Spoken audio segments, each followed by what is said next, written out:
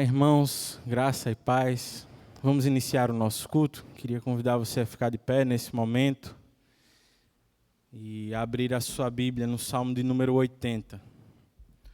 Nós geralmente usamos a NVI, então se essa não é a versão que você tem na sua Bíblia, você também pode nos acompanhar através da projeção.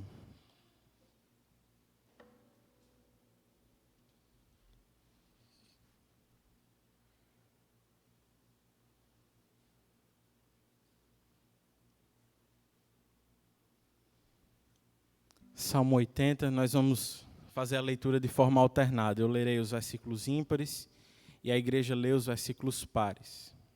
Leiamos.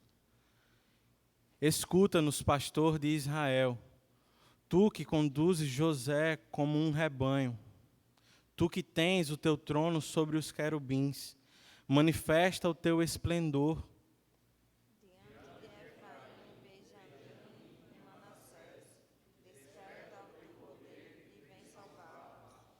Restaura-nos, ó Deus, faze resplandecer sobre nós o teu rosto, para que sejamos salvos. Ó Senhor, Deus dos exércitos, até quando arderá a tua ira contra as orações do teu povo? Tu o alimentaste com pão de lágrimas e o fizeste beber copos de lágrimas. Fizeste de nós um motivo de disputas entre as nações vizinhas, e os nossos inimigos assoaram de nós. Restaura-nos, ó Deus dos exércitos, faze resplandecer sobre nós o teu rosto, para que sejamos salvos.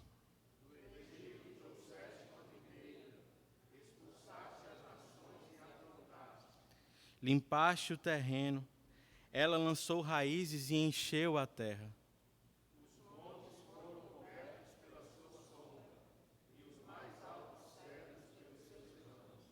Seus ramos se estendem até o mar, e os seus brotos até o rio.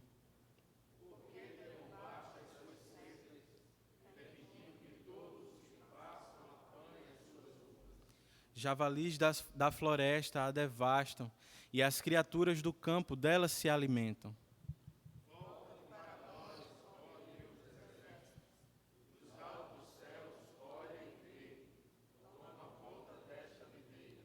Da raiz que a tua mão direita plantou, do filho que para ti fizeste crescer.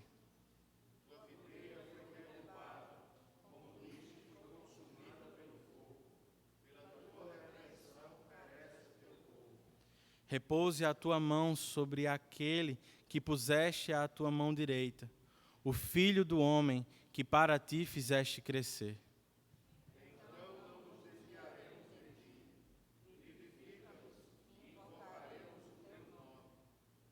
Restaura-nos, ó Senhor, Deus dos exércitos, faze resplandecer sobre nós o teu rosto, para que sejamos salvos. Senhor, esse é o clamor que fazemos nessa manhã. Nós precisamos de Ti, somos fracos e sem Ti nada podemos fazer. Tu és o nosso socorro, o Deus que nos escolheu para sermos o Teu povo. E por isso, Senhor, nós Te exaltamos. Muito obrigado, porque o Senhor nos escolheu antes da fundação do mundo. Nós Te pedimos que nesse momento o Senhor nos ajude a Te adorar como convém. Ajuda-nos nesse momento a fazer a nossa adoração de forma agradável a Ti. É o que Te pedimos em nome de Jesus. Amém. Eu olho para a cruz e para a cruz eu vou do seu sofrer participar. Sua obra vou cantar, meu Salvador, na cruz mostrou o amor do Pai, o justo Deus.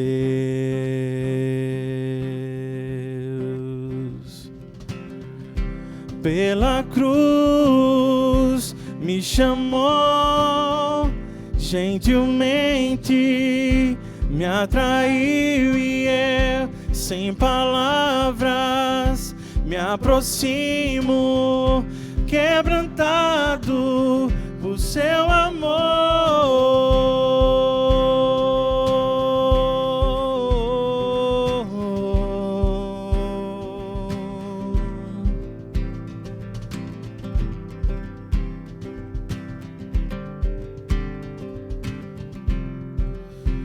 Imerecida vida, imerecida vida, de graça recebi, por sua cruz, da morte me livrou. Lembremos dessa verdade, trouxe minha vida. Eu estava condenado, mas agora pela cruz eu fui reconciliado.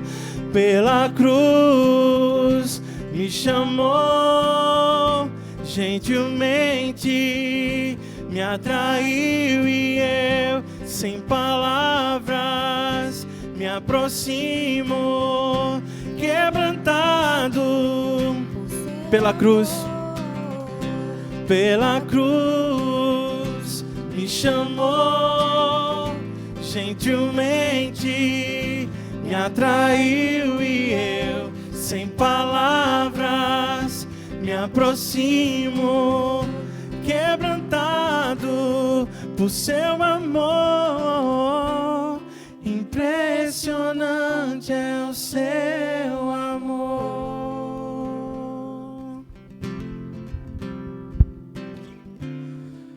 Me redimiu e me mostrou o quanto é fiel. Impressionante é o seu amor.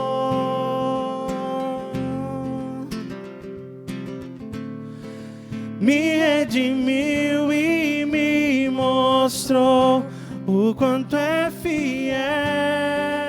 Cantemos pela cruz. Pela cruz me chamou gentilmente, me atraiu e eu, sem palavras, me aproximo, quebrantado por seu amor.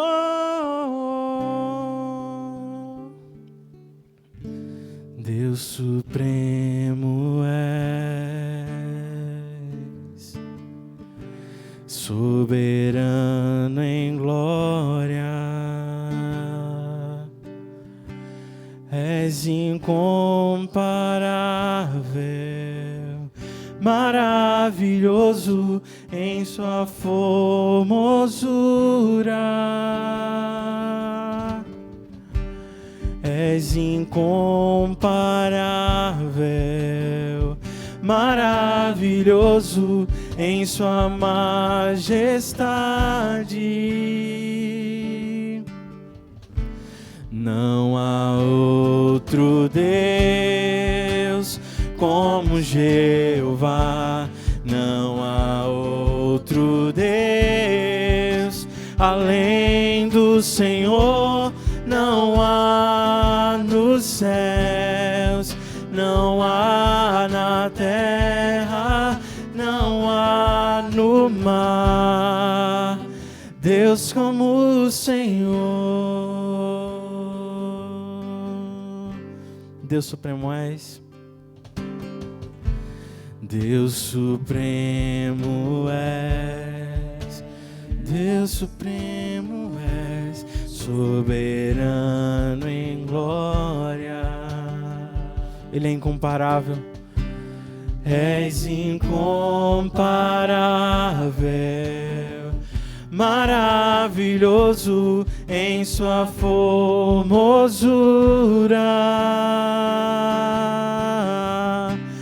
És incomparável, maravilhoso em sua majestade.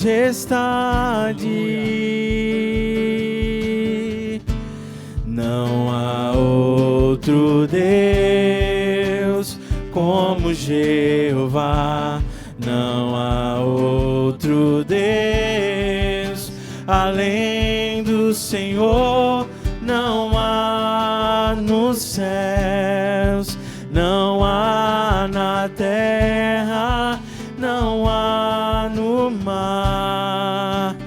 Deus como os, não há nos céus, não há nos céus, não há na terra, não há no mar. Deus como cantemos, não há nos céus, não há nos céus, não há no mar. Deus como o Senhor. Esse Deus incomparável é o Pai que cuida de nós, das nossas necessidades.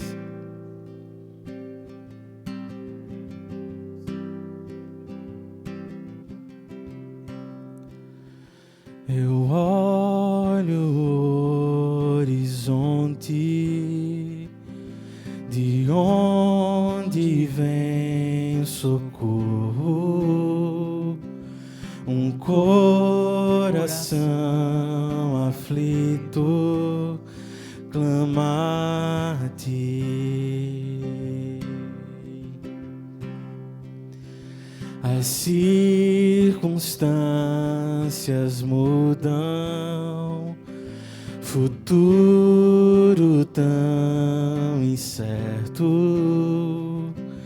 as guerras me invadem e o sono tarda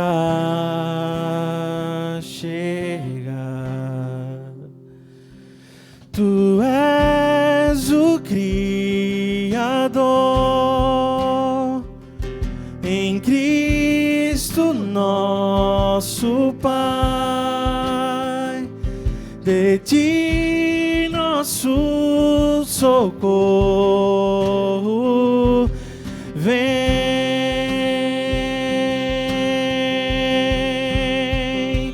De dia és a sombra, à noite o nosso amparo, enquanto descansamos, estás a trabalhar.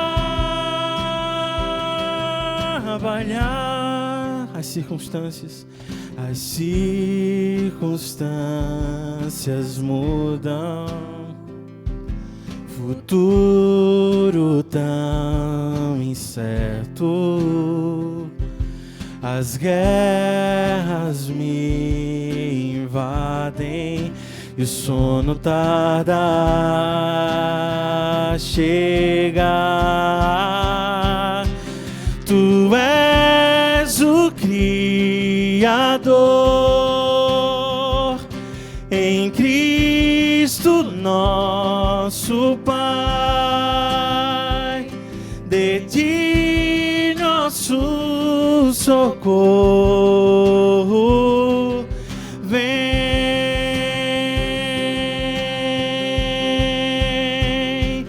De dia és a sombra, à noite o nosso amparo, enquanto descansamos, estás a trabalhar.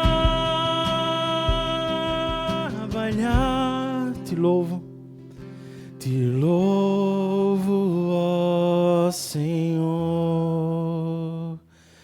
Descanso em teus braços, como os lírios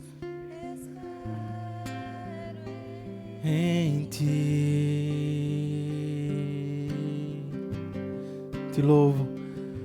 Te louvo, ó Senhor. Descanso em teus braços, como os lírios, espero em ti. Erga sua voz e cante, te louvo. Te louvo, ó Senhor. Descanso em teus braços, como os lírios, espero em ti. Tu és o Criador. Tu és o Criador. Em Cristo nosso Pai, de ti nosso socorro vem.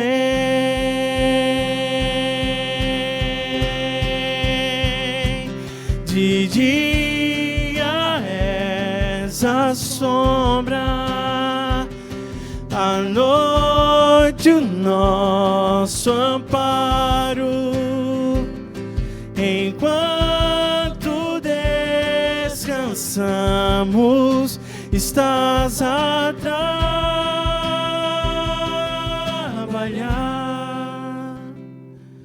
Em paz me deito e logo eu torno a dormir. A minha segurança é tu que estás aqui.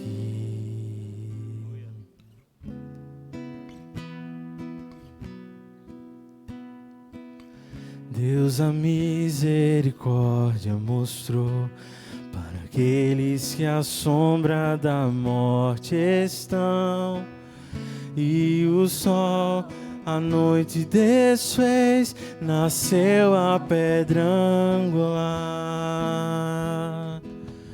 Um menino nos nasceu, um filho se nos deu, aquele que é poderoso, Senhor, tornou-se em carne, a morte derrotou, despedaçou a escuridão.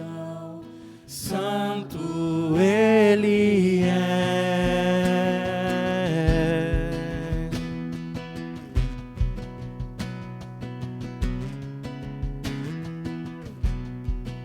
Ó a liberdade, ó a liberdade Ele ganhou.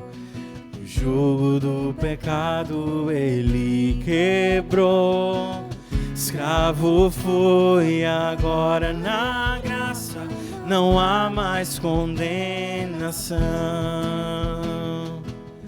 Um menino nos nasceu, um filho se nos deu, aquele que é poderoso, Senhor, tornou-se em carne, a morte derrotou, despedaçou a escuridão.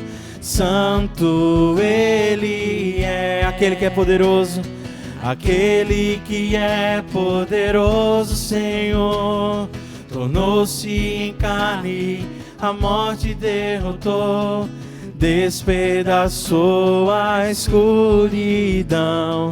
Santo Ele é, Santo Ele é.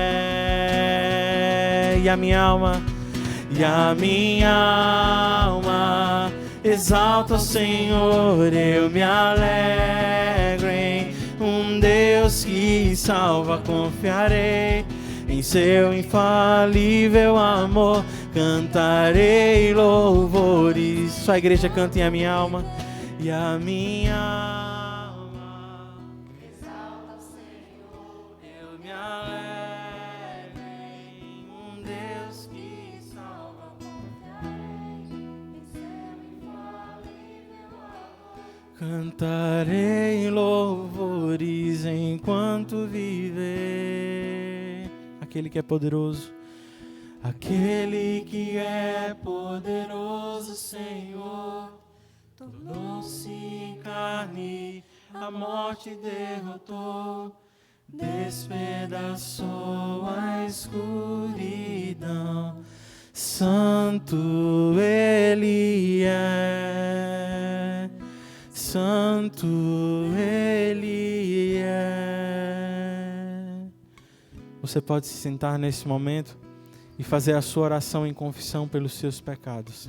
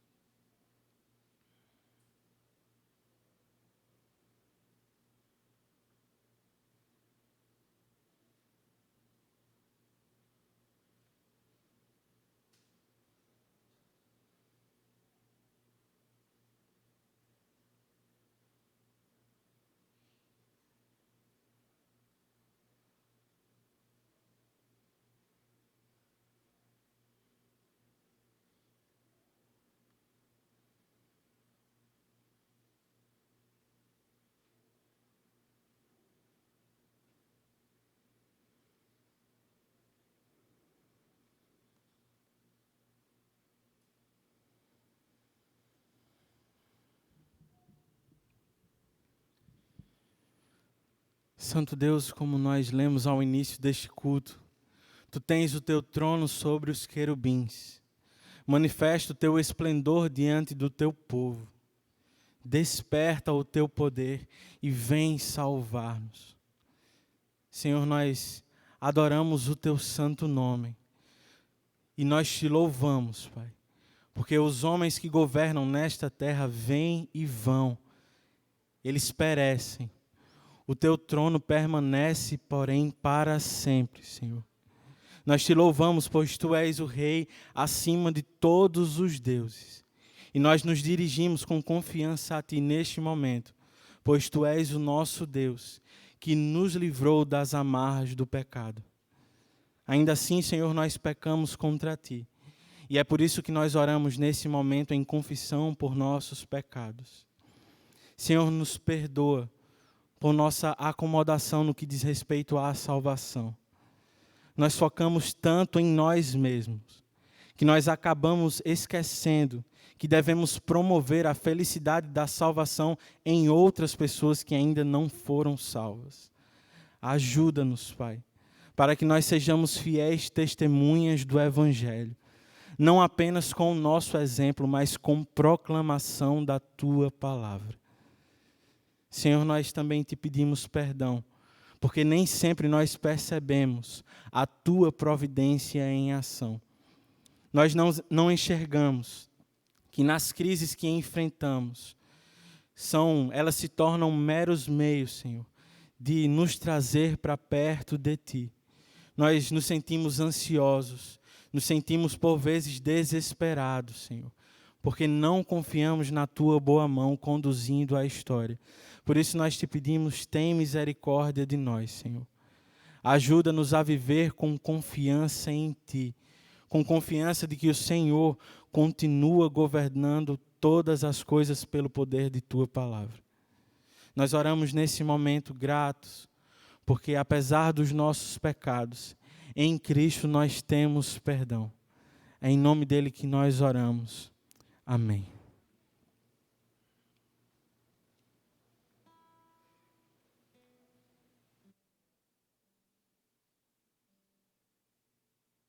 Irmãos queridos, graça e paz.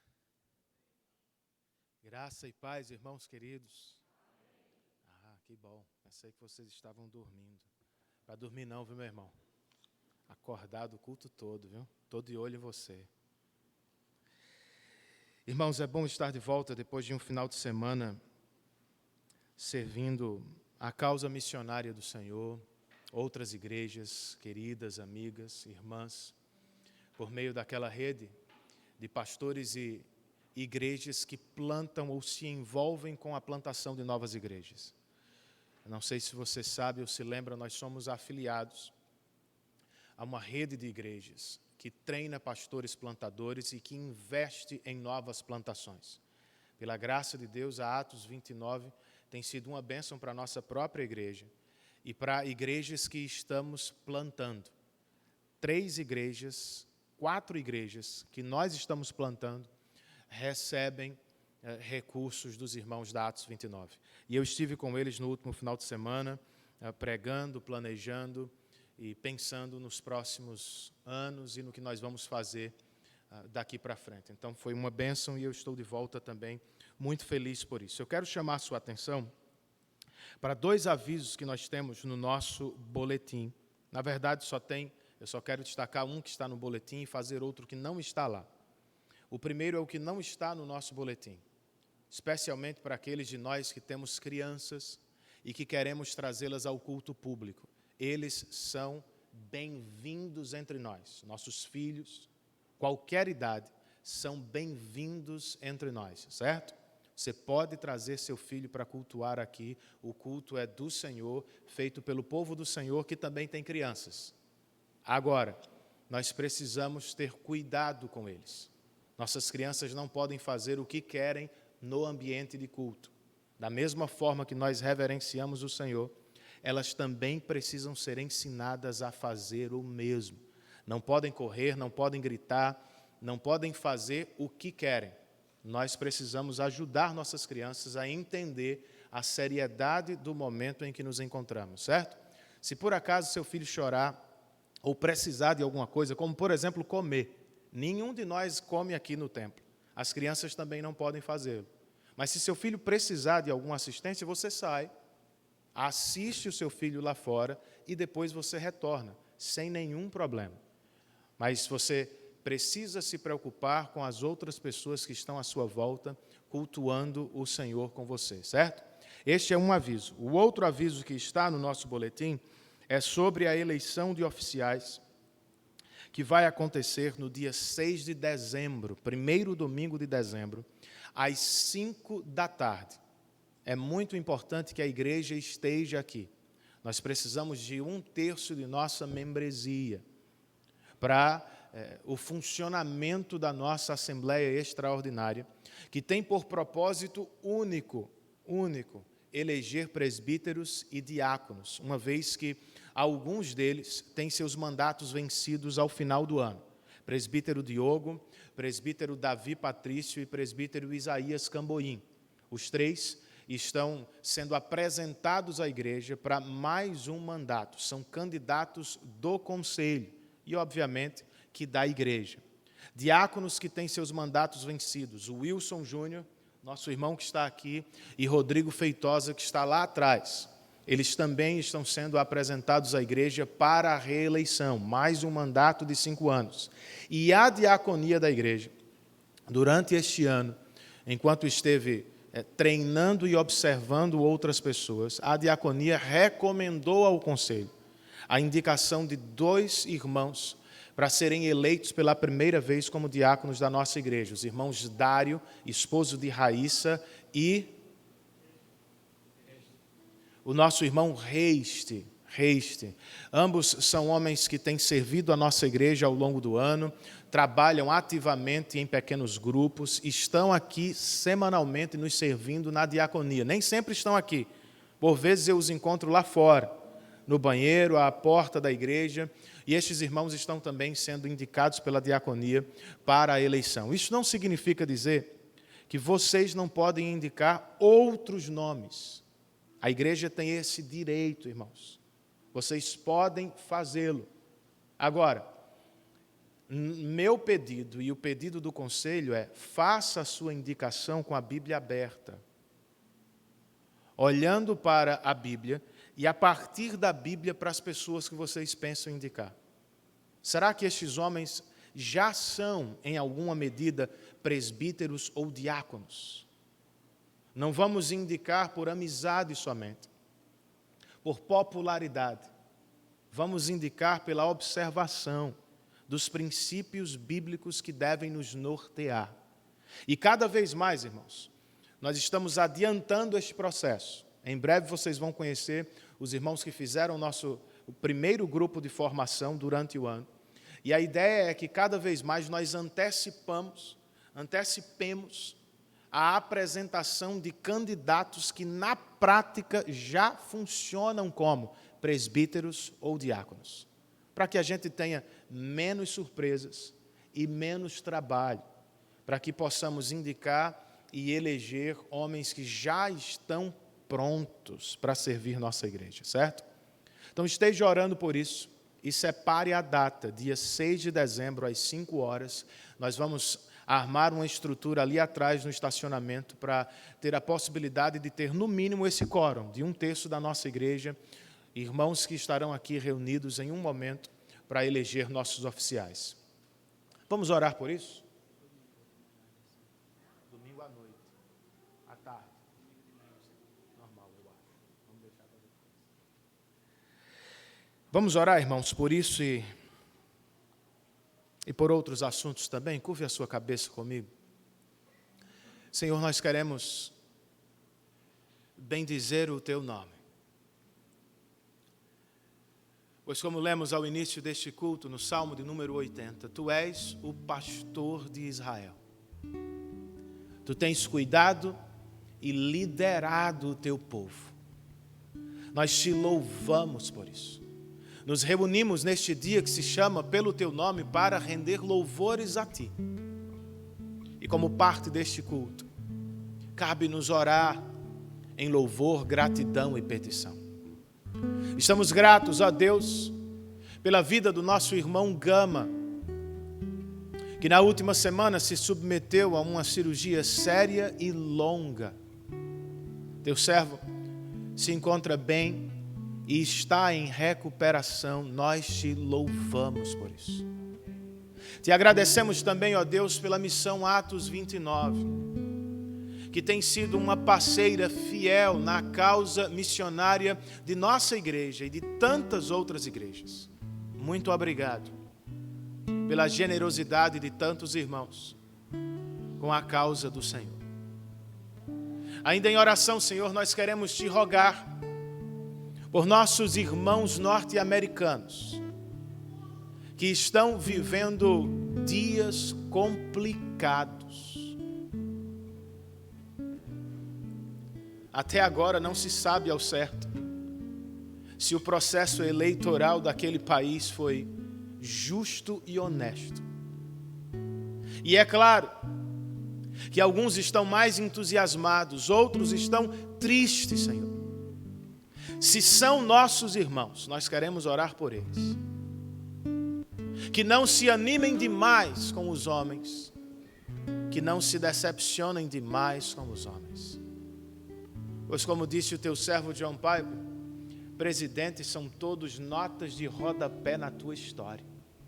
Eles vêm e vão, sobem e descem do trono de nossas nações, mas o Senhor é o Rei soberano de toda a glória. Que os olhos dos nossos irmãos estejam em Ti. Ajuda-nos a fazer o mesmo nos próximos dias.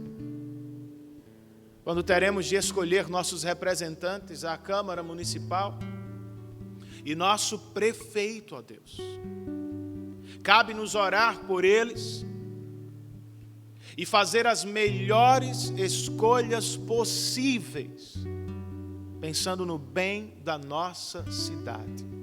Ajuda-nos, Senhor, por favor. E agora que vamos colocar os nossos dízimos e ofertas diante de Ti, lembra-nos de toda a Tua bondade e do compromisso que temos com esta igreja local, de sustentá-la e de investir em seus trabalhos missionários. Nós oramos gratos por tudo em nome de Jesus e para o louvor da glória dEle. Amém.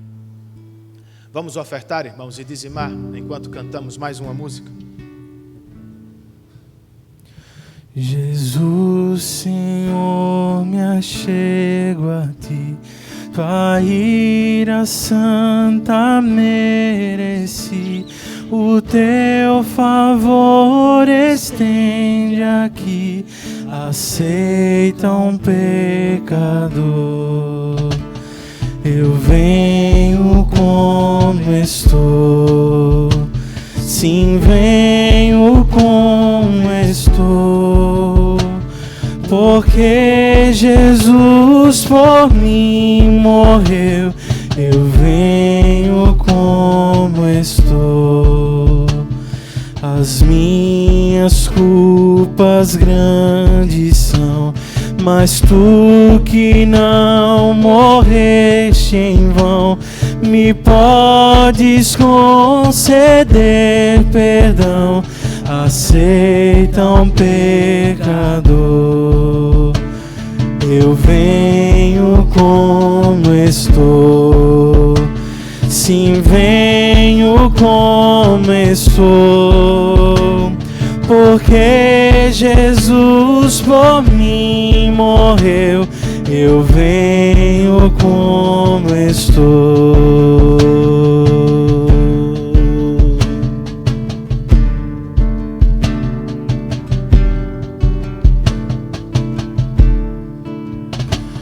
Oh, vem agora, Salvador, livrar-me por teu grande amor, pois tu, Jesus, és meu Senhor.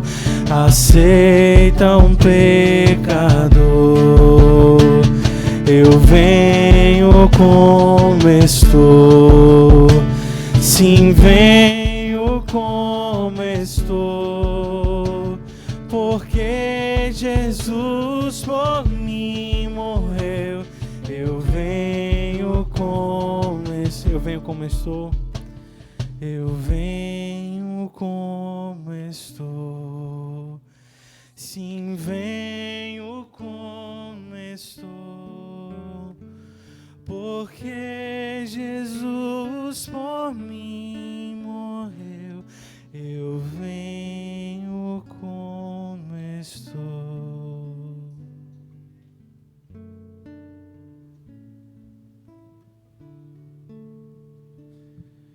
É como estamos diante do Senhor. Ele nos conhece e sabe como chegamos aqui. E Ele nos reuniu para falar aos nossos corações. Vamos abrir a palavra, irmãos. Vamos ouvir o nosso Deus. Miqueias, capítulo de número 4.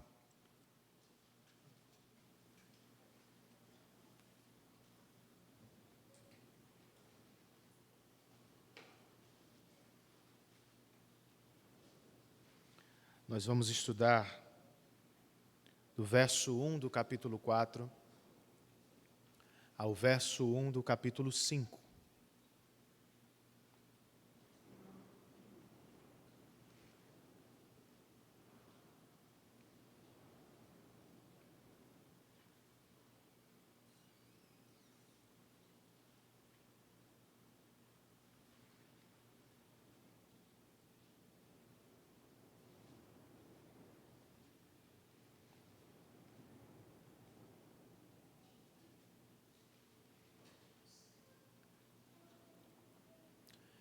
Ao início de seu ministério terreno, Jesus surgiu pregando a seguinte mensagem, irmãos: o tempo é chegado e o reino de Deus está próximo.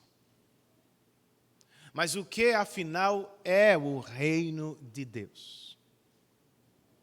Os cristãos não são unânimes, pois, como escreve o teólogo George Led, em um texto que está no nosso boletim, algumas passagens da Escritura se referem ao reino de Deus como o reinado ou governo dele sobre nós.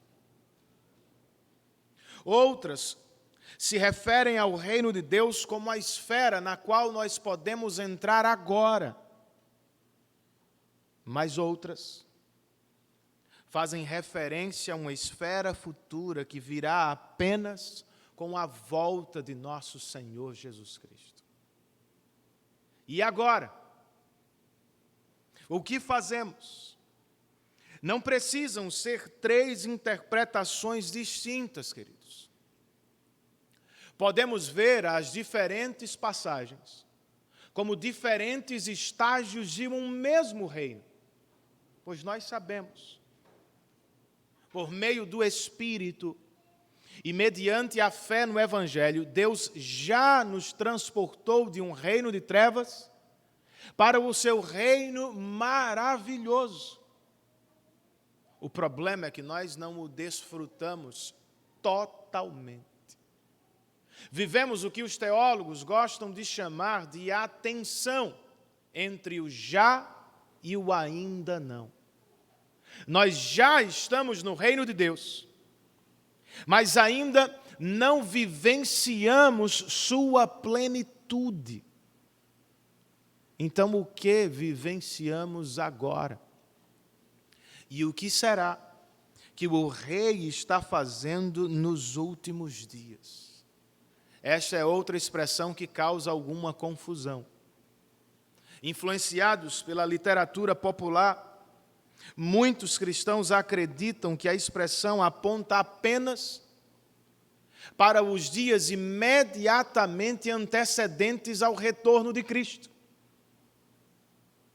No entanto, irmãos, um estudo mais sério das Escrituras revela que desde a ascensão até o retorno do Salvador, o que temos são os últimos dias da história da redenção. Não há nenhum outro grande evento entre a ascensão de Cristo e seu retorno para acontecer.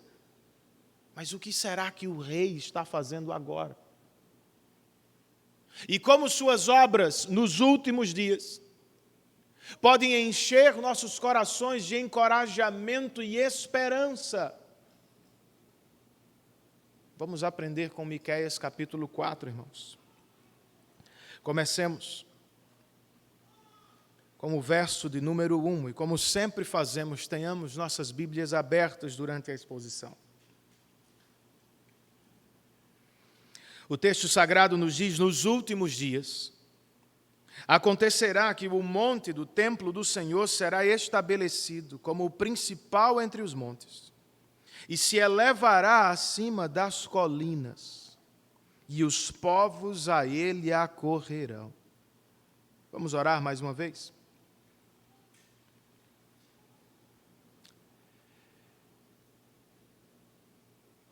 Felizes são, Senhor, os que andam nos teus caminhos. Felizes são os que vivem de acordo com a tua lei.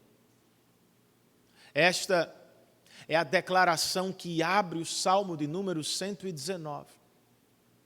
E é também o que nós queremos experimentar durante e após este culto. Nós queremos ser felizes em Ti.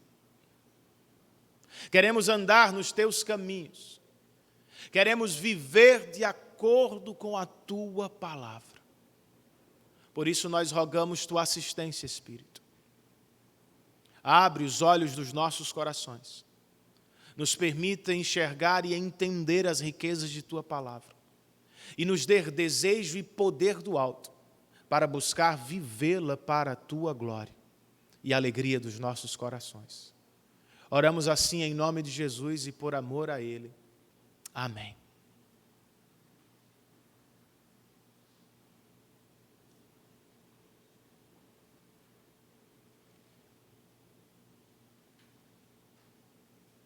O que temos aqui, queridos, é um poderoso contraste entre os capítulos 3 e 4. Enquanto o capítulo 3 fala da ausência de Deus, o 4 dá destaque à presença do Senhor no meio de seu povo. O capítulo 3 tratou de tempos de guerra, mas no 4 o profeta profetiza dias de paz. No capítulo 3, Miqueias abordou a opressão dos poderosos. No 4, ele vai falar da força dos fracos. Ao final do capítulo 3, Jerusalém ficou sabendo que vai ser arrasada ao início do 4. Deus promete exaltá-la entre todos os povos da terra. Trata-se, portanto, de um capítulo escatológico e cheio de esperança. Mas nós não podemos esquecer do contexto imediato desta passagem. O reino do norte, como ouvimos, já caiu sob o poder dos assírios. E a esta altura, por volta do ano 700 a.C., o reino do sul estava cambaleando das pernas. Cidades inteiras de Judá já haviam sido destruídas. E qualquer habitante de Jerusalém podia ver o cerco montado por Senaqueribe, o rei da Assíria. É um tempo difícil e desanimador, irmãos. Para fortalecer o povo remanescente de Deus que ainda estava em Jerusalém, o profeta se volta do presente caótico para um futuro cheio de esperança. Não se entreguem ao desespero, crentes. Nos últimos dias, diz o profeta, Deus fará grandes coisas para a própria glória e para o bem eterno de seu povo. Esta também é a mensagem do Senhor para mim e para você. O presente pode não ser a melhor coisa do mundo. Sua vida pode estar difícil hoje. Mas não é tudo o que você conhece.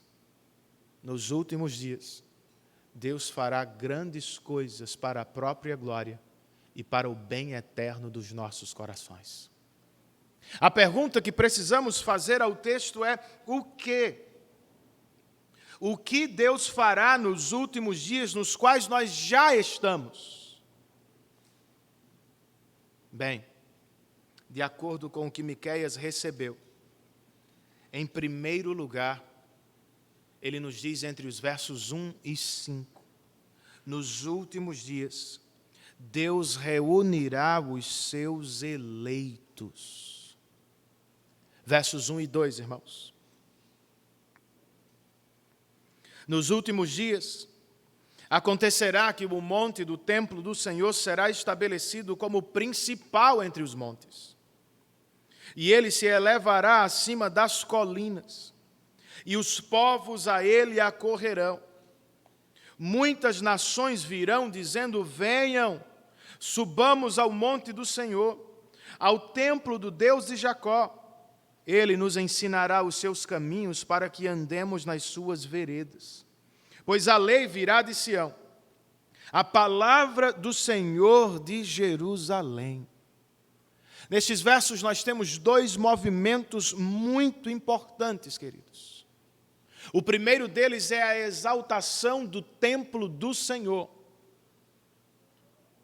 Mas será que deveríamos esperar pelo cumprimento literal desta profecia?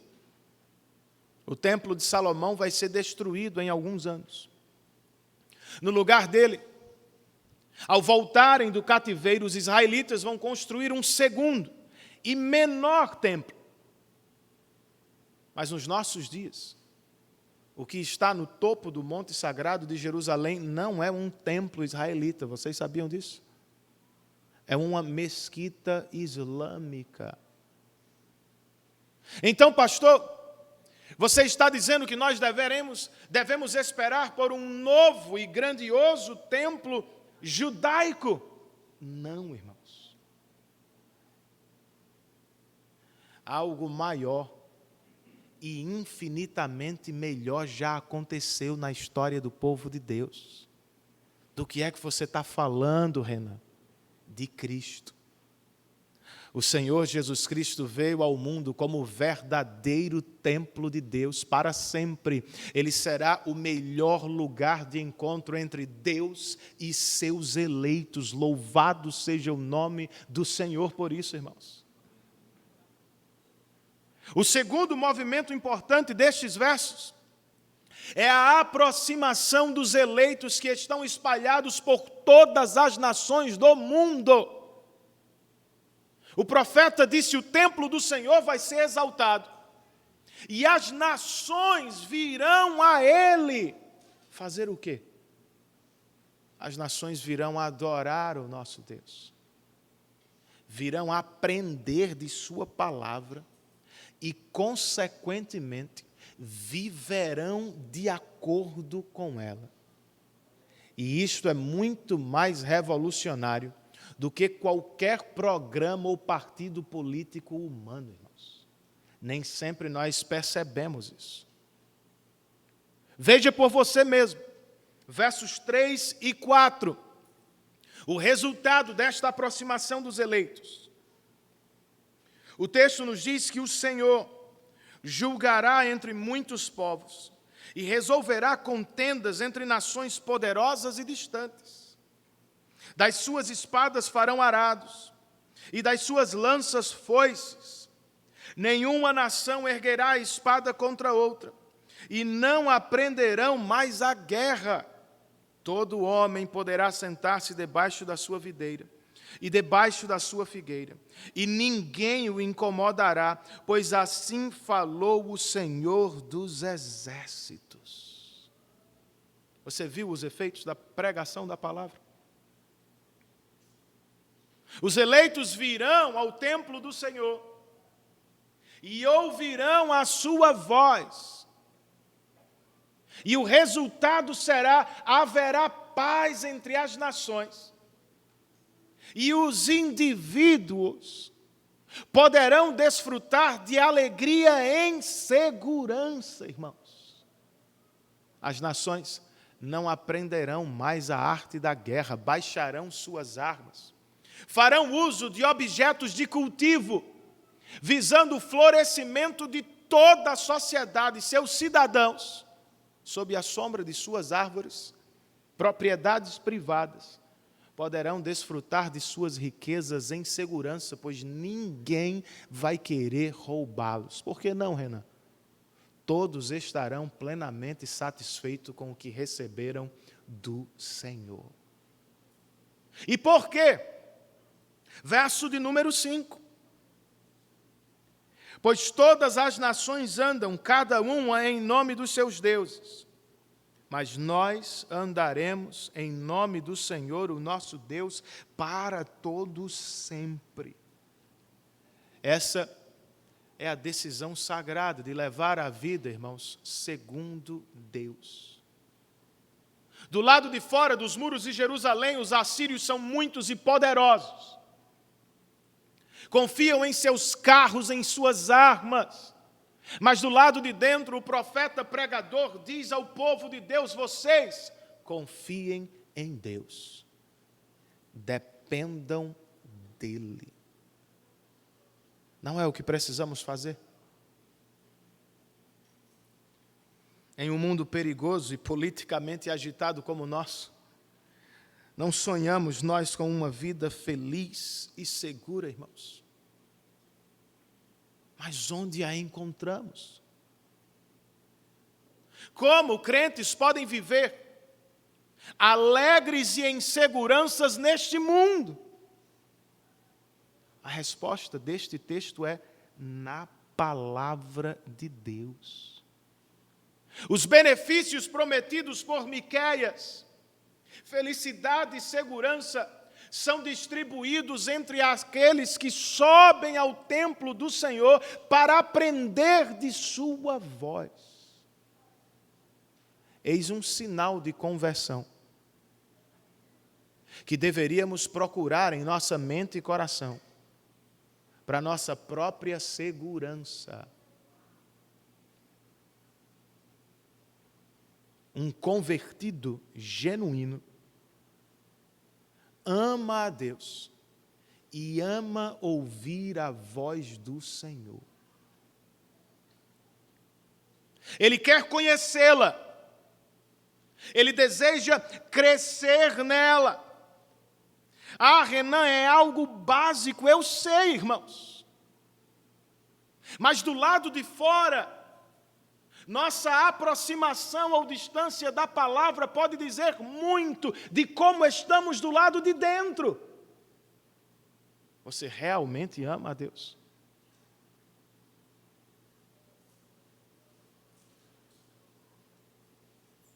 Quanto tempo você dedica à voz dele?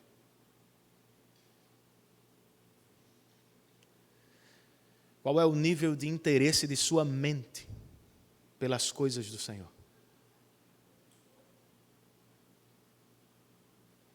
Como você poderia provar à sua esposa que a ama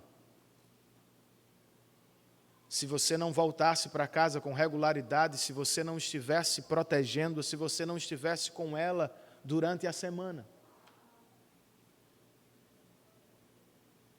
Aqui também nós temos uma resposta para a pergunta: por que cultuamos semanalmente? Nós não cultuamos, irmãos, para barganhar as bênçãos de Deus aos domingos. Nós não subimos ao templo para vivenciar um mero encontro social entre amigos, não. Nós nos reunimos semanalmente para adorar o Deus que fala na palavra. Subimos ao templo, deveríamos fazê-lo, com a clara intenção de ouvir a voz dele e aprender com ele. Deveríamos estar todos dispostos aqui a mudar e moldar nossa vida a partir do que ouvimos na palavra de Deus. A ideia é que a palavra pregada precisa causar impactos imediatos e duradouros na nossa vida. Na maneira como enxergamos Deus, como nos enxergamos e como olhamos para a vida. É a palavra de Deus quem nos lidera, irmãos. Ou é Deus por meio de sua palavra? Mas esta dádiva não deve ser exclusiva de alguns. Pois, como ouvimos, as nações virão ao nosso Deus. Louvado seja o Senhor por isso. Mas como acontecerá, Camila? E qual será a nossa parte neste movimento? Nós sabemos, irmãos, isto aqui é o que chamamos de missões. Tornar o nome de Cristo conhecido e desejado entre as nações. Agora, embora os povos sejam diferentes, culturas, costumes, histórias, nossa estratégia básica missionária é a mesma. Estejamos nós na África com Levi e Bruna, no Cariri da Paraíba com Ade e Felipe, ou no sul do país com Tiago e Anusca, a nossa estratégia missionária básica é a mesma. Qual é, pastor? A exaltação de Cristo, o verdadeiro templo de Deus. Não foi o que Miqueias profetizou? Nos últimos dias, Deus mesmo vai exaltar o seu templo, e as nações virão a Ele. Foi o que Jesus também disse, irmãos. Em dado momento de seu ministério, ele disse: mas eu, quando for levantado da terra, atrairei todos a mim. E João, o apóstolo, acrescentou: Jesus disse isso para indicar o tipo de morte que haveria de sofrer, ou seja, morte de cruz. O que os missionários então fazem em terras distantes, e o que cristãos devem fazer em suas cidades e famílias, é basicamente a mesma coisa. Nós exaltamos o bendito Filho de Deus, crendo que Ele mesmo vai atrair os seus eleitos.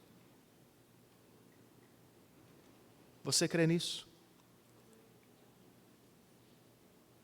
É o que a Bíblia declara e ensina, irmãos. Por isso, nós não precisamos misturar nossa fé evangélica com nenhuma filosofia ou ideologia do mundo. Não deveríamos seguir as igrejas contemporâneas e pragmáticas, que sob a justificativa de que querem atrair os jovens, misturam o que fazemos na igreja com o que se faz no mundo. Não, irmãos. Não somos nós quem atraímos pessoas de maneira salvífica. Nossa parte é exaltar o Cristo de Deus, para que Ele mesmo, por meio de seu Espírito, chame os seus eleitos. E por isso nós não devemos temer o que não conhecemos.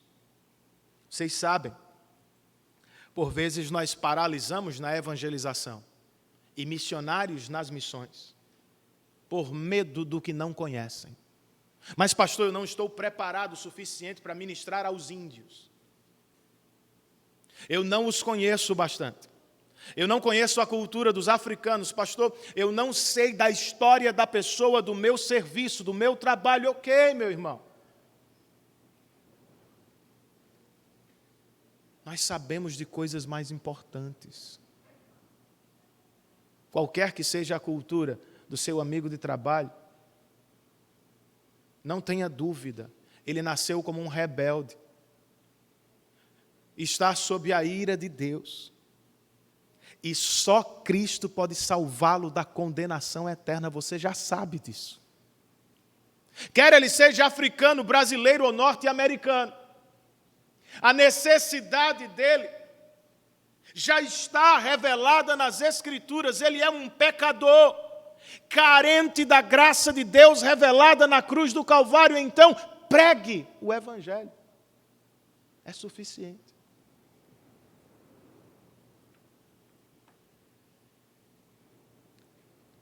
Esta é a nossa missão, irmãos. E eu queria fazer um esclarecimento, porque eu acho que nós temos também confusão quanto à missão, né? Tem muita igreja que traça a própria missão a cada ano. O pessoal está sempre... Tem gente que está até atualizando a Bíblia nesses dias, né? Mas tem muitas igrejas que deixam a Bíblia de lado e ficam atualizando a missão, seguindo a agenda do mundo. A cada nova necessidade, uma nova missão, e uma nova ONG, e um novo grupo, e um novo ministério. Irmãos, vamos esclarecer isso. Enquanto igreja, nossa missão é única. Não há tantas assim. Coletivamente, nossa missão é adorar a Deus, edificar os santos e pregar o Evangelho de Cristo para a salvação dos perdidos. Só tem essa. Você não precisa inventar mais coisa. Não precisa ficar desesperado. Essa é a missão que o Senhor já nos deu. Amém? Agora, como indivíduos, cristãos podem, por assim dizer, receber uma missão particular onde Deus os plantou. Como crentes, como homens e mulheres que foram atraídos ao Salvador. Crentes são pessoas transformadas, porque já estão em paz com Deus, eles vão perseguir a paz entre os homens, porque estão satisfeitos no Senhor, felizes com o que receberam de Deus. Eles já podem abaixar as armas, já podem servir o próximo, não precisam esmagá-lo. Justiça social não é a missão da igreja, mas é um desdobramento natural da transformação que o Evangelho causa em todos nós. Biblicamente falando, espera-se que crentes sejam mais justos, que crentes tratem seus empregados da melhor maneira possível. Não deveríamos sequer ser obrigados pela lei. Deveríamos cuidar e amar as pessoas, irmãos, por amor ou por aquilo que Deus fez por nós em Cristo.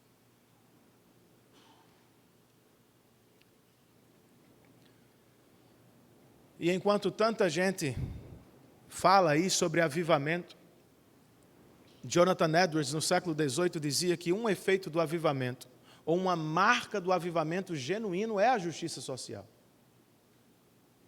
Ela não é nossa missão de novo. Mas se o Espírito nos visitar e nos tornar aqui, servos desta palavra, nós vamos buscar o amor e o cuidado do próximo, irmãos. Avivamento não é apenas a alegria dos crentes. Avivamento está em curso quando crentes querem a alegria de todos. Quanto mais piedosos somos, mais alegria vamos buscar para as pessoas com quem vivemos. Então Deus o colocou em um lugar, em uma família, e você deve representá-lo bem para a glória de seu nome. Amém, queridos? Em segundo lugar, entre os versos 6 e 8, o profeta nos diz que nos últimos dias Deus fortalecerá a sua igreja.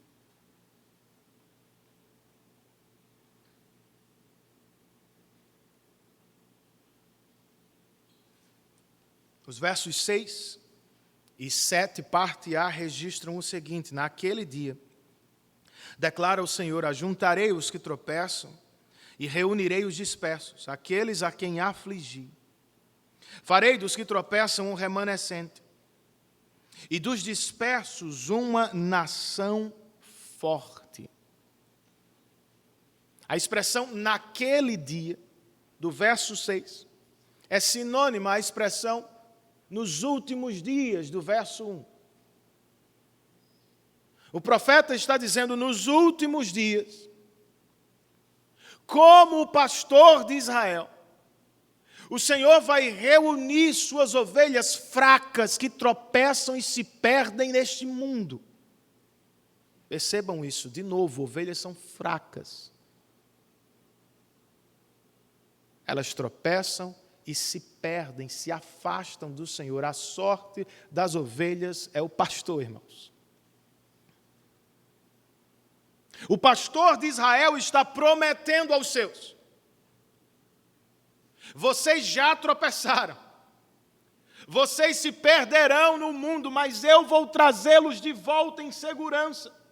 Vou colocá-los no meu aprisco outra vez, e por graça vou fazer de vocês, ovelhas fracas, uma nação forte. As ovelhas são fracas, Ele é forte para fazer de ovelhas uma nação forte. Ele não apenas vai trazê-las de volta ao aprisco, Ele vai reinar sobre elas. Verso 7, parte B, e verso 8. O texto nos diz que o Senhor reinará sobre eles no Monte Sião, daquele dia em diante para sempre. Quanto a você, ó torre do rebanho, ó fortaleza da cidade de Sião, o antigo domínio será restaurado a você. A realeza voltará para a cidade de Jerusalém. Não sei se vocês se lembram, mas um dos momentos mais tristes da história de Israel foi quando o povo resolveu pedir a Samuel para ter um rei como as demais nações. Samuel ficou profundamente triste e hesitou. Mas o Senhor lhe disse: Samuel, atenda ao que o povo quer. Pois o povo não rejeitou a ti, rejeitou a mim como rei. De Samuel, irmãos, a Miqueias, a história do povo de Deus é feita por reis inconstantes. Homens que ora são mais piedosos, ora muito menos piedosos. Mas uma mudança significativa e permanente vai acontecer nos últimos dias. Qual é? O Senhor vai reinar abertamente sobre o seu povo. Como, Renan? Quando isso vai acontecer outra vez, irmãos? Já aconteceu.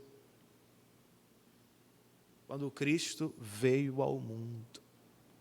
Ele não veio apenas para ser o templo ou o lugar de encontro entre Deus e seus eleitos.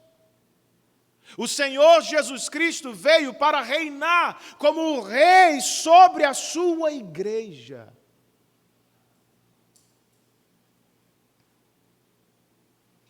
Como coloca um comentarista, o sermão de Miqueias, nesta parte, progride da seguinte forma: o Senhor reunirá suas ovelhas fracas e espalhadas no mundo. Depois ele reinará pessoalmente sobre elas na vinda do homem-Deus Jesus Cristo. E então Deus estabelecerá fortalezas seguras em volta de sua salvação. Que segurança nós temos em Cristo, irmãos. Por meio de sua morte vicária e de seu túmulo vazio, Jesus Cristo nos salvou, está agora mesmo nos liderando por meio de sua palavra, e Ele vai nos proteger até o último dia. Louvado seja o Senhor por esta segurança. Mas a pergunta que precisamos fazer é: será que de fato estamos em Cristo? Quem é o povo de Deus? Ou quem é a igreja de Cristo, segundo Miqueias capítulo 4? Não sei se todos gostam disso, mas a verdadeira igreja de Cristo é feita de gente fraca e não de gente forte. Nós somos todos ovelhas fracas, que tropeçam e se perdem. Não somos ovelhas fortes, robustas, poderosas. Não foi o que Paulo disse aos Coríntios, irmãos? Lembrem-se de quem vocês eram antes de Cristo. Poucos eram de nobre nascimento. Poucos eram sábios segundo o padrão deste mundo. Então, por que, Renan, Deus reuniu as suas ovelhas e fez delas uma nação forte, ou uma igreja forte? Paulo nos diz em 1 Coríntios 1.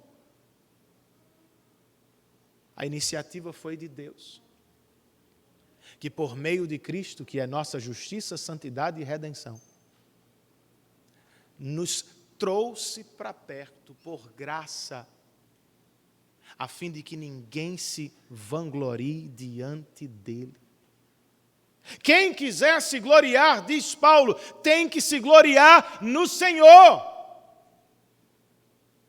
Deus nos salvou por sua graça, e Ele o fez para magnificar a sua glória, irmãos.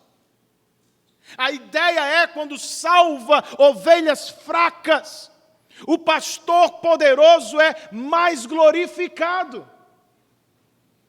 Logo, nenhum de nós pode bater no peito aqui com orgulho, dizendo: eu mereço, eu posso, eu conquisto, eu sou. Nós somos ovelhas fracas, salvas por um pastor poderoso e maravilhoso.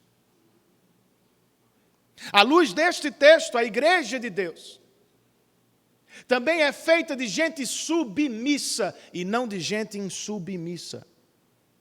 Ninguém aqui é rei ou rainha de absolutamente nada. Somos todos servos do rei. E sim, irmãos, nosso rei nos salvou da condenação eterna do pecado. Mas ele não nos deixou aí na rua. Vivam agora de qualquer jeito. Não. Ele nos salvou da condenação eterna e nos salvou para o seu reino. O que significa que Ele reina sobre nós.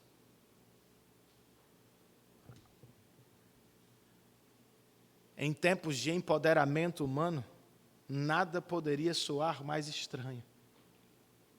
Nós não queremos ser poderosos. Nós queremos ser servos do Rei. E quando muitos se afastam e até abominam a ideia da monarquia, alegremente nós dizemos ao mundo: nós temos e amamos o Rei. é bom estar sob os cuidados dele. E ainda, segundo essa passagem, a igreja de Deus, a verdadeira igreja de Deus, é feita por gente compassiva e não gente orgulhosa e arrogante. Pois você sabe que é uma ovelha fraca, que Deus é poderoso, se Ele quisesse poderia ter esmagado você, justamente. Mas não foi o que Ele fez, irmãos. Por graça e porque é cheio de compaixão, Ele estendeu a mão às fracas ovelhas e as arrebatou da condenação. Se queremos ser coerentes do mundo, nós precisamos viver à semelhança do Deus que foi compassivo conosco. A ética darwinista não deve predominar entre nós, irmãos. A pregação deles é: os mais fortes sobrevivem. O mundo é do poderoso. Não! Nós não somos poderosos, nós somos fracos, salvos por um Deus poderoso e compassivo. Logo, nós vivemos do mesmo jeito. Isso tem aplicação para dar e vender. Você que é chefe de sua casa, como é que você lidera o seu rebanho? Você é mais parecido com um ditador que prende, esmaga, diminui? Ou você é mais parecido como um rei sofredor e servo? Ah, pastor, minha esposa é assim, minha esposa é assado, meus filhos são assim, meus filhos... Você está falando de si próprio, meu irmão. É responsabilidade sua desenvolver a piedade de sua esposa e de seus filhos. Deus espera que você use as ferramentas que recebeu para desenvolver esposa e filhos para a glória dele. Se não é o que faz, se você é um marido que esmaga, um pai que persegue, um pai ausente, negligente, um marido que não se preocupa com o desenvolvimento da esposa, você não está representando bem o rei. O mesmo vale para os seus negócios, para os seus estudos. Se só você se dá bem nos negócios, e se para isso você pisa, usa, maltrata, você não está representando Jesus. Com o que recebeu de Deus, oportunidades, recursos, conhecimento, você deveria viver no trabalho e na faculdade para ajudar pessoas. A ideia é que você as torne um pouco mais fortes, se aos seus olhos elas são fracas, e não que você se aproveite delas em benefício próprio. Que Deus nos ajude, irmãos, a sermos mais parecidos com o nosso Rei, servo sofredor, que podendo nos esmagar por nossos próprios pecados, nos estendeu sua mão cheia de graça e compaixão na cruz. Por fim, irmãos, nos últimos dias, o profeta nos diz que Deus resgatará o seu povo. Do verso 9 do capítulo 4 ao verso 1 do capítulo 5.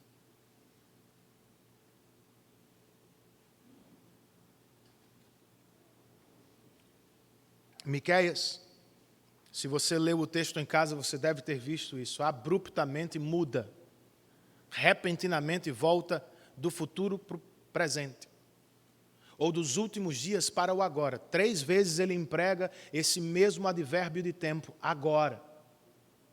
E de cara eu posso dizer o seguinte, isso aqui prova que o cristianismo não promove um escapismo da realidade. Por vezes nós ouvimos isso. Vocês fazem uso da religião para escapar da realidade. Não, irmãos. Nossa fé não tem medo da realidade. ela encara de pé, sem romance, mas também com muita esperança no Rei. É o que temos aqui. Versos 9 e 10. O profeta diz: agora, por que gritar tão alto? Você não tem rei? Seu conselheiro morreu, para que a dor seja tão forte para você como a de uma mulher em trabalho de parto?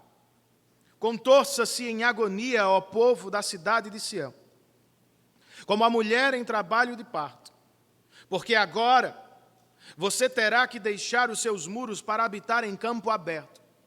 Você irá para a Babilônia e lá será libertada. Lá o Senhor a resgatará. Eu acho esse texto maravilhoso, irmãos. Por duas razões. A primeira delas, 100 anos antes do cativeiro da Babilônia, Miqueias está falando do sofrimento do povo de Deus.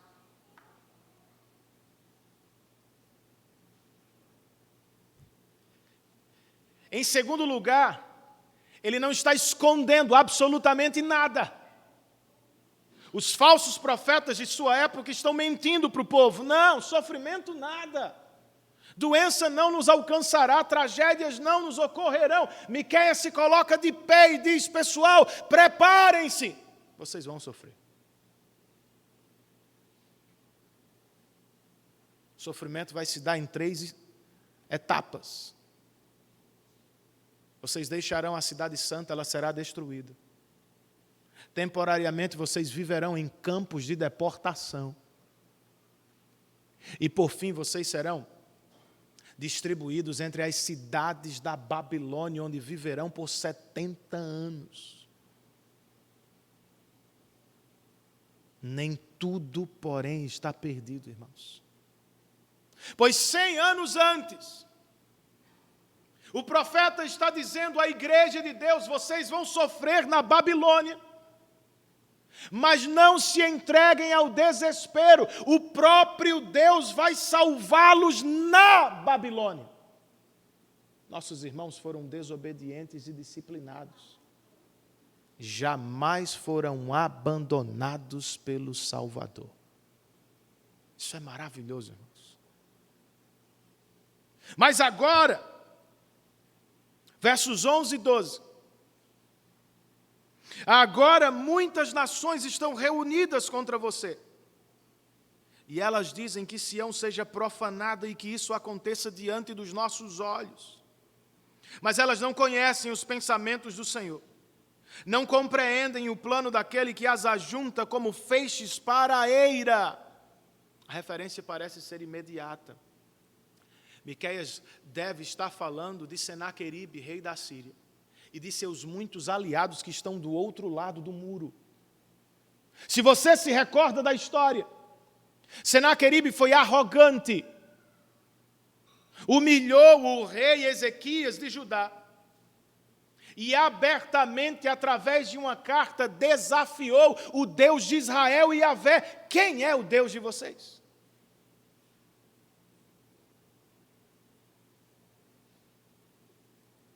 Miqueias diz ao povo de Judá: eles são poderosos, sabem muito de estratégia militar, mas desconhecem os planos do Senhor. Não conhecem os atos redentivos de Deus na história e não perceberam que Deus os reuniu para a própria destruição. Mas e o que fazemos, Miqueias? Eles estão do lado de fora montando o cerco, subindo os muros, destruindo os portões. Do lado de dentro, o que é que nós fazemos? Uma mesma ordem em várias imagens. Verso 13 do capítulo 4. Verso 1 do capítulo 5. Levante-se e debulhe, ó cidade de Sião. Pois eu darei a você chifres de ferro e cascos de bronze, para despedaçar muitas nações. Você consagrará ao Senhor ao soberano de toda a terra, os ganhos ilícitos e a riqueza delas.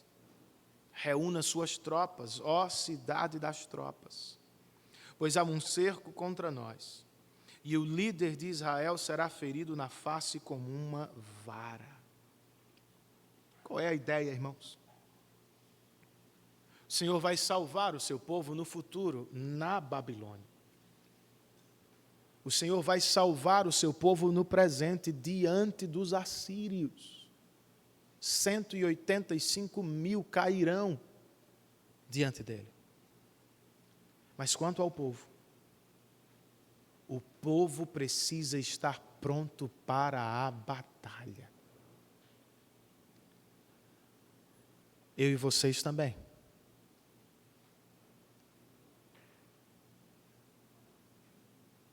O tempo é de guerra, irmãos. O tempo é de batalha espiritual. Mas, Renan, você acabou de dizer que estamos em paz com Deus. E que devemos abandonar as armas para perseguir e cultivar as pessoas com quem vivemos. É verdade. Mas se lembre da atenção da introdução. Nós já estamos em paz com Deus. Mas ainda nos achamos em guerra, irmãos, contra o pecado, contra o mundo e contra o próprio diabo. A vida cristã não é um parque de diversões. Nossas férias ainda não chegaram, querido. A vida cristã é uma guerra. Do ponto em que o Espírito o converte a Cristo, ao dia do seu encontro com Ele na glória, você precisa guerrear todos os dias para fazer desaparecer os vestígios do pecado no seu coração. Cristãos não se acomodam com uma vida cristã medíocre, com uma vida cristã mundana. Não fazem as pazes com o pecado. A cada manhã eles oram e saem para lutar contra o próprio pecado no coração. Você não pode continuar a mesma pessoa a cada dia que passa, está errado. É sua responsabilidade, sob o poder do Espírito, escavacar o coração e fazer desaparecer todo vestígio de pecado. Isso é guerra, irmãos. Contra você mesmo. Precisamos guerrear aqui, ó. Todos os dias. Batalha espiritual é muito mais isso aqui do que ficar vendo demônio em tudo quanto é lugar. É orar ativamente, é desejar e perseguir continuamente a transformação da mente. A ideia é que nossa mente seja cada vez mais obediente, até que chegue ao ponto de ser plenamente cativa ao Rei. Isso é batalha espiritual. Batalha espiritual, irmãos, é não se acostumar com o mundo. E aqui eu não estou falando de comida, bebida. Eu estou falando de valores, filosofias e estratégias. Nossas famílias não podem ser mundanas. Precisam ser piedosas. Eu e vocês precisamos batalhar por isso. O que vemos, o que conversamos, o que perseguimos na vida. Não sei se você vai gostar disso, mas a hora não é tanto de prosperidade e saúde, sabia disso? A hora é sofrimento e tribulação. Nosso evangelho não é o da prosperidade, não é o do bem-estar, não é da sorte e do amor, não é, irmãos, o da saúde. Vez por outra, alguém terá que nos dizer, ou nós mesmos teremos que repetir a fala de Miqueias. Crentes, preparem-se, vocês vão sofrer na vida. Mas pastor, pelo amor de Deus, meu irmão, você não lê sua Bíblia não? Paulo disse aos Tessalonicenses que eles não deveriam ficar inquietos com as tribulações desse mundo. Pedro, em sua carta, nos diz que não deveríamos ficar surpresos com o sofrimento. Jesus não mentiu para ninguém, ele disse: neste mundo vocês terão aflições. Todas as igrejas que dizem o contrário estão mentindo. Se você for honesto consigo mesmo, se sair dessa bolha neopentecostal louca e voltar para a realidade, você vai perceber que o mundo é feito de muito sofrimento. Se levar Cristo a sério, você vai ser perseguido. Isso é sofrimento. Inevitavelmente, à medida que os anos passam, seu corpo vai se enfraquecendo. Em algum momento a gente vai ter que morrer de alguma coisa, meu querido.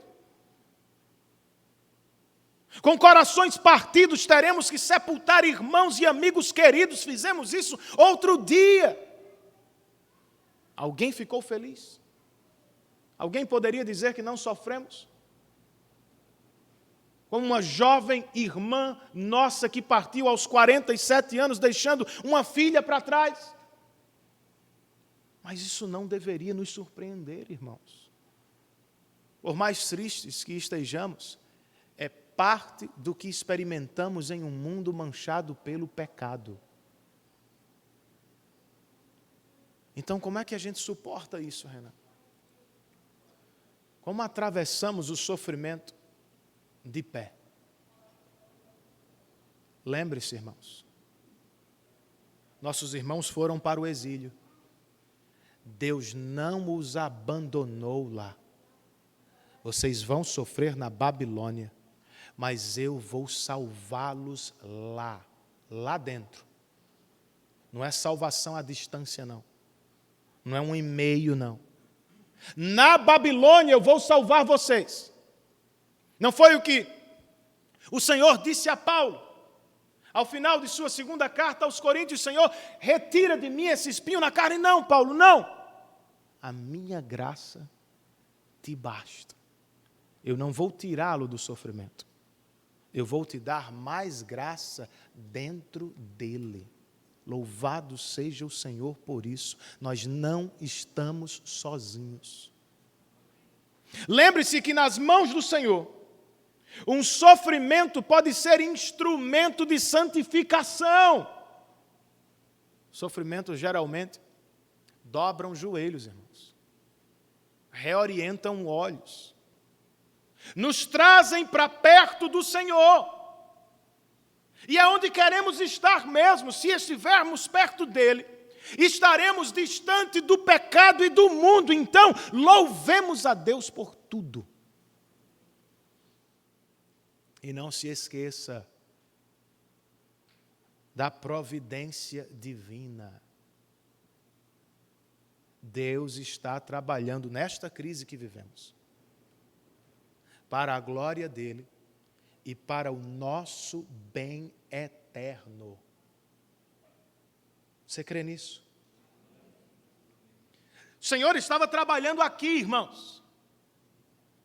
Do lado de dentro, os judeus estavam assustados. Do lado de fora, os assírios cantavam vitória antecipadamente, mas o Senhor estava movimentando a história para derrotar os assírios e salvar o seu povo. Não foi o que ele fez na cruz do Calvário? Nosso Redentor parecia um derrotado. As pessoas zombaram dele. Ironicamente, o chamaram de o rei dos judeus. Desce daí, se tu és mesmo o rei dos judeus, faz alguma coisa, irmãos. Parecia a derrota. Mas vocês sabem, Deus fez do ato mais hediondo da história da humanidade, crucificar o Filho de Deus. o ato de salvação mais glorioso da história da redenção. O nosso Deus trabalha em tudo, irmãos. Ele é capaz de transformar sofrimento em alegria.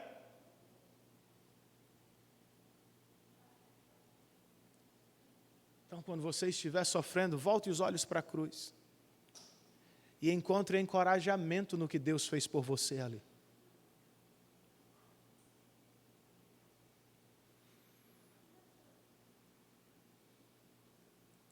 Você crê nisso?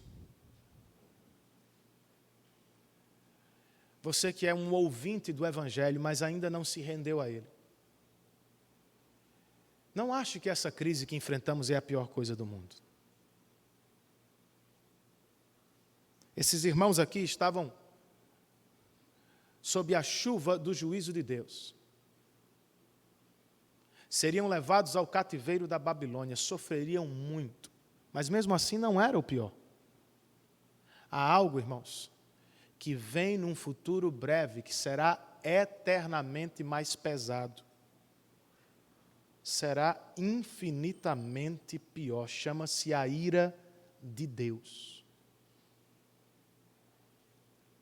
Eu estava numa livraria cristã e um jovem me pediu uma indicação e eu sugeri um excelente livro de R.C. Sproul. Não este que você está lendo, Irla, mas um livreto chamado Salvos de Quê? A tese do livro é a seguinte: nós somos salvos por Deus, nós somos salvos para Deus e nós somos salvos de Deus. E eu fui explicando o livro para o jovem. Quando eu cheguei nessa última parte, nós somos salvos de Deus, a dona do estabelecimento, ou a responsável do estabelecimento, gritou comigo assustada. Mas como é? O que é que você está dizendo? Eu repeti, nós somos salvos por Deus, nós somos salvos para Deus e nós somos salvos de Deus. Mas de Deus? Falei, de Deus. Não pode ser o Senhor, não. Falei, minha irmã, você pecou contra quem? Contra Deus ou contra o diabo? Quem é o juiz de toda a terra, Deus ou o diabo? Ela ficou sem resposta, irmãos. Algumas pessoas não sabem disso ou não querem ver isso. O inferno é o inferno da ira de Deus. Essa é a pior crise que um ser humano pode viver.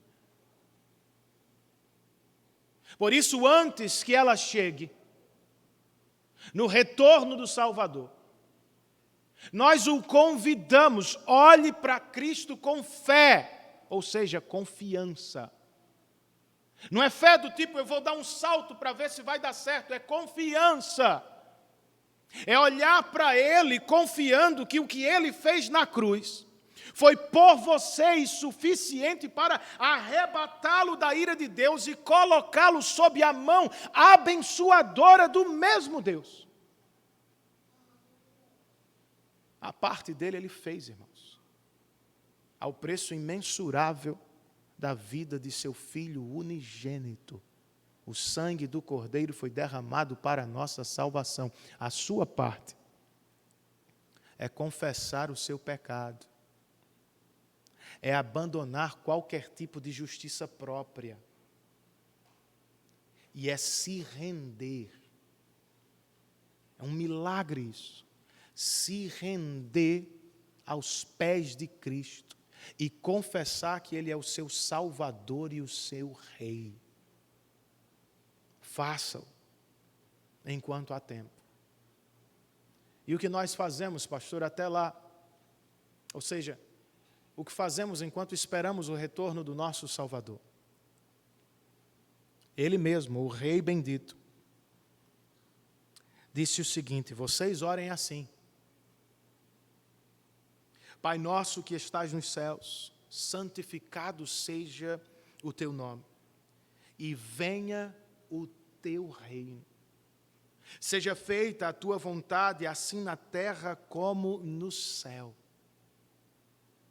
O reformador João Calvino, com quem eu concluo este sermão, comentando a oração do Pai Nosso, escreveu: nós oramos pedindo que venha o reino de Deus, quer dizer que todos os dias, e cada vez mais o Senhor aumente o número dos seus súditos e dos que nele creem. Isso é uma oração missionária.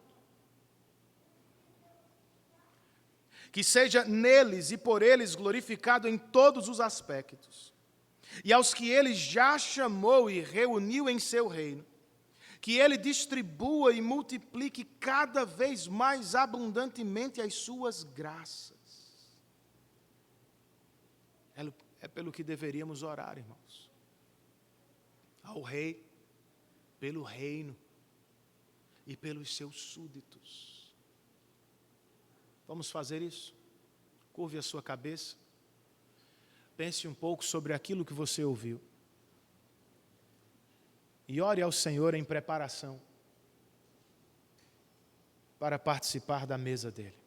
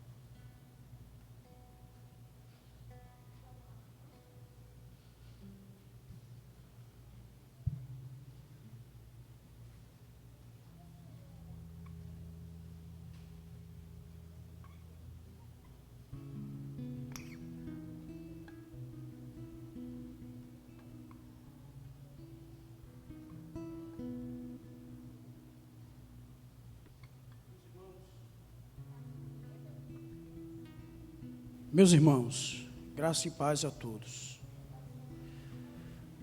Vamos para um momento importante do culto, que é a Santa Ceia do Senhor.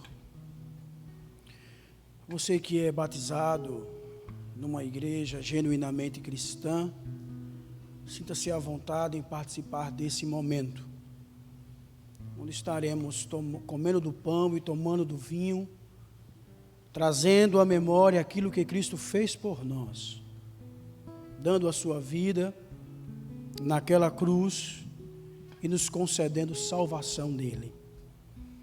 Como também, irmãos, estaremos com esperança de que um dia iremos participar deste momento com ele, porque ele mesmo prometeu. Feche seus olhos, façamos mais uma oração. Como diz o apóstolo Paulo, examine-se, pois, o homem a si mesmo, e assim coma do pão e beba do cálice. Deus Pai, Deus Filho e Deus Espírito Santo, nós estamos diante da mesa do Senhor e queremos te louvar, ó Deus, pela oportunidade de poder participar deste momento. Consagra, ó Deus, os elementos que estaremos oferecendo nesta manhã, o pão e o vinho, Senhor, que possa ser para o nosso sustento espiritual, Senhor. Tu se faz presente no nosso meio, Pai, nós cremos nisto. Por isso, Pai de amor, mais uma vez colocamos as nossas vidas diante de Ti e clamamos a Ti por misericórdia e por perdão. Ajuda-nos, Pai. É assim que oramos, no nome do Teu Filho Jesus Cristo. Amém. Ao receber o pão e o vinho, fique de pé e todos iremos participar juntos desse momento.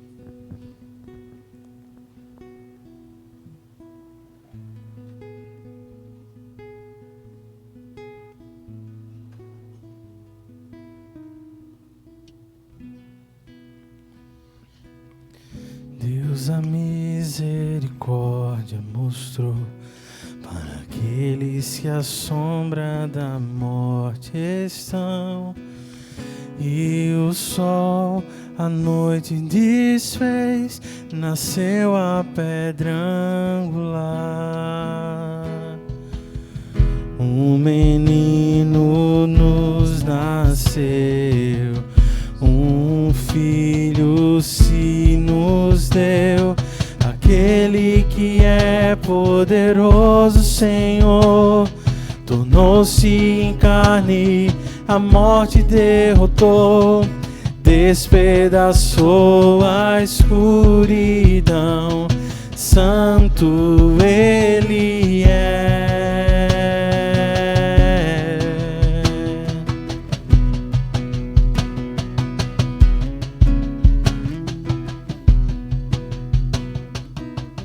Oh, a liberdade Ele ganhou, e o jugo do pecado Ele quebrou. Escravo foi, e agora na graça não há mais condenação. Um menino nos nasceu, um filho se nos deu, aquele que é poderoso, Senhor, tornou-se em carne, a morte derrotou, despedaçou a escuridão, santo Ele é. Aquele que é poderoso, aquele que é poderoso, Senhor, tornou-se em carne, a morte derrotou, despedaçou a escuridão, santo Ele é, santo Ele é.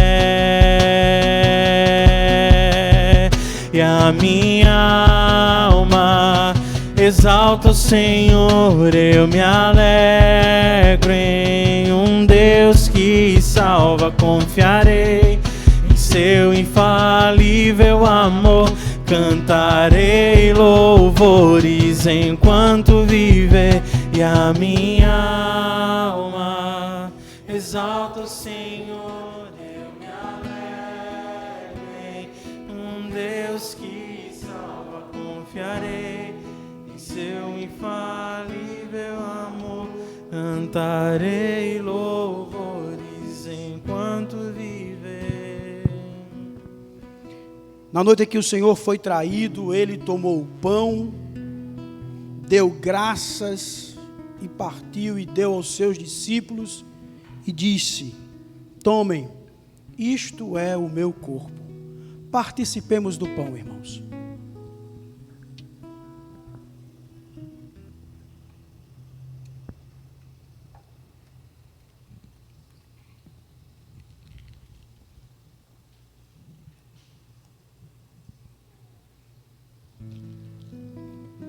De modo semelhante, o Senhor tomou o cálice,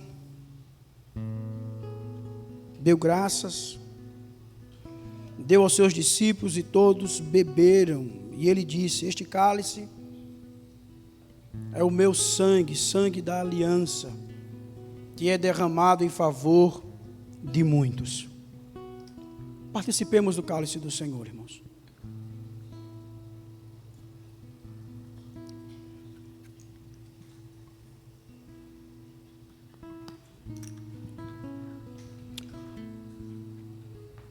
Senhor, como acabamos de cantar,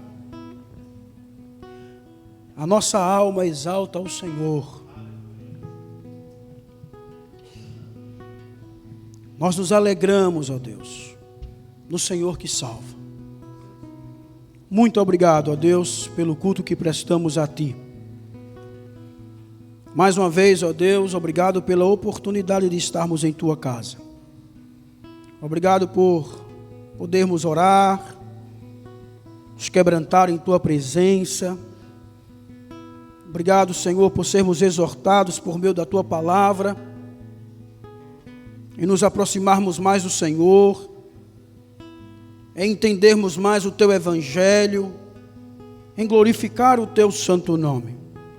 Obrigado, ó Deus, porque isso é prova e demonstração, ó Pai, do teu amor. Obrigado, Senhor, muito obrigado por podermos participar desta mesa e de podermos, ó Deus, cear, porque esta mesa, ó Deus, ela nos relembra aquilo que Cristo fez por nós, como também ela nos une, Senhor, e louvado seja o teu santo nome por isto. Ó Deus, nos leve em paz para os nossos lares, nos dê um restante de dia na tua presença. Abençoa, ó Deus, o culto que teremos à noite, que tudo também corra bem, para a glória e para o louvor do teu santo nome. Ó Deus, nos dê uma semana abençoada em tua presença. Livra-nos do mal, Senhor, das tentações, sejam elas vindas do mundo, da carne ou do diabo. É assim que oramos, Senhor, agradecidos a Ti, Pai. E oramos no nome do Teu Filho Jesus Cristo, este que vive, este que reina para todos sempre. E que o amor de Deus, o nosso Pai, que a graça do nosso Senhor e Salvador Jesus Cristo, que o poder e as consolações do Espírito Santo estejam com todos nós agora e para todos sempre. A igreja diz, amém. Deus nos abençoe, irmãos, sair daqui pela nossa esquerda. E o pastor Renan, ele tem um aviso. Rapidinho, irmãos, antes de vocês saírem, uma fila por vez aqui com o nosso irmão diácono Davi. Os diáconos colocaram aqui à saída de vocês a urna e as cédulas para indicação dos oficiais. Caso você queira fazê-lo agora, você pode fazer. Se não, durante aí as próximas semanas, pense sobre isso e faça a sua indicação, se assim você desejar. Pode deixar o cálice aí no banco, nós vamos pegar depois. Deus os abençoe em Cristo Jesus. Só me glorio em Ti.